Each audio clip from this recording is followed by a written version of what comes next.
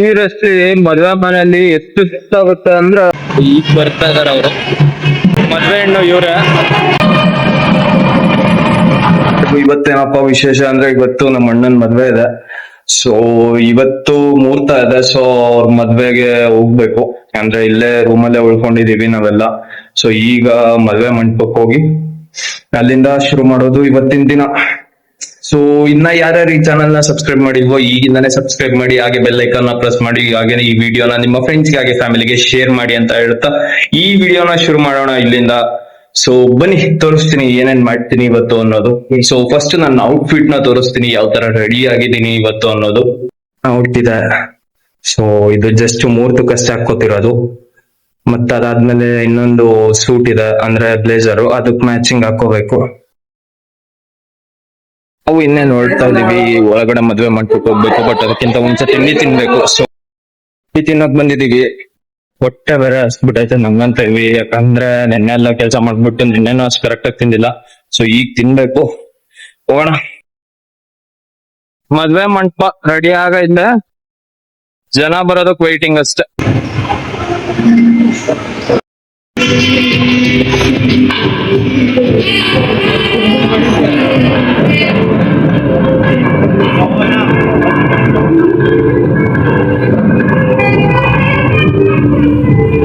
ಇವನೇ ನೋಡ್ರಿ ಮದ್ವೆಗಳು.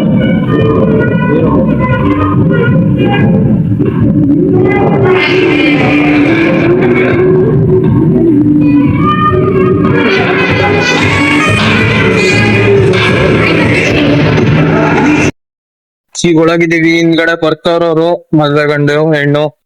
ಅವ್ರ ದೇವಸ್ಥಾನಕ್ಕೆ ಹೋಗಿ ಅದೇನಾದ್ರು ಪೂಜೆ ಗೀಜೆ ಮಾಡ್ಕೊಂಡು ನಾನು ಇಷ್ಟಕ್ಕೆ ಇಲ್ಲೇ ಆರಾಮಾಗಿ ಕುತ್ಕೊಂಡ್ಬಿಟ್ಟಿದೀನಿ. ಅವಾಗಿಂದ ಹಾಡ್ ಬೇರೆ ಆಗ್ತೈತಿತ್ತು, ಅದಕ್ಕೋಸ್ಕರ ಹಾಡ್ ಹಾಕ್ತಾ ಕುತ್ಕೊಂಡ್ಬಿಟ್ಟಿದ್ದೆ. ಈಗ ಆ ಕಡೆ ಹೋಗ್ಬೇಕು. ಈ ರಸ್ತೆ ಮದುವೆ ಮನೆಯಲ್ಲಿ ಎಷ್ಟು ಸುತ್ತಾಗುತ್ತೆ ಅಂದ್ರೆ ನನ್ಗಂತೂ ಇಲ್ಲಿ ಸೆಕೆಟ್ ಬಿಟ್ಟೈತೆ. ಅವಾಗಿಂದ ಕುತ್ಕೊಂಡಿದ್ದೀನಿ ಆರಾಮಾಗಿ. ಗಾಳಿ ಬೇರೆ ಬರ್ತಾ ಇಲ್ಲ ಅಷ್ಟು ಕರೆಕ್ಟ್ ಆಗಿ.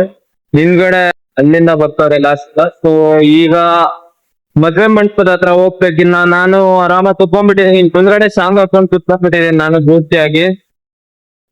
ಈಗ ಬರ್ತಾ ಇದಾರ ಅವರು.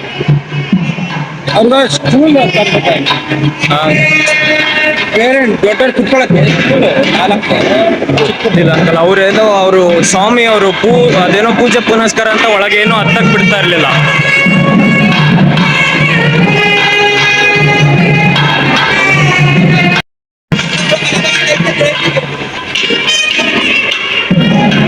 ಮದ್ವೆ ಹೆಣ್ಣು ಇವ್ರ.